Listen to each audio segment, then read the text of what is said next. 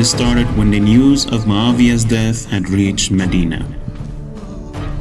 People had become happy. Unfortunately, that happiness was not there to last. Shortly after, the news of Yazid's successorship reached the town.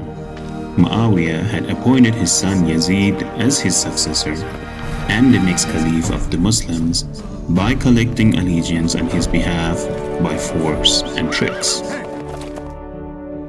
Yazid was known as an impious, sinful, and corrupt man.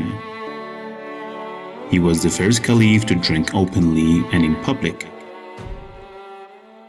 Injustice, bloodshed, and corruptions was rampant and oppressive during his reign of power, even in Mecca and Medina.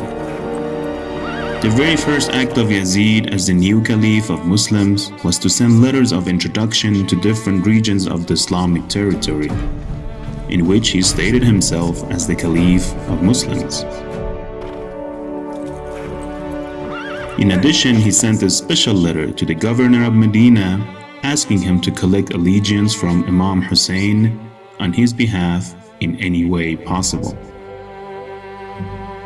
He had commanded in that letter that if he refused to pay his allegiance to me, cut off his head and send it to me as your response to this letter.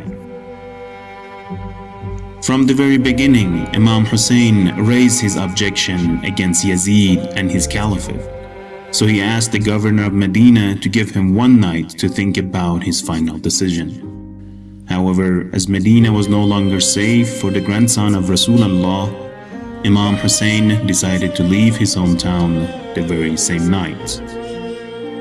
As he prepared to leave the town, he wrote and sealed his last will and handed to his brother Muhammad ibn Hanafiya. This was what was stated: I have not stepped forward for idle play or diversion, nor out of recklessness and arrogance, nor to cause corruption, destruction, oppression, tyranny, or injustice.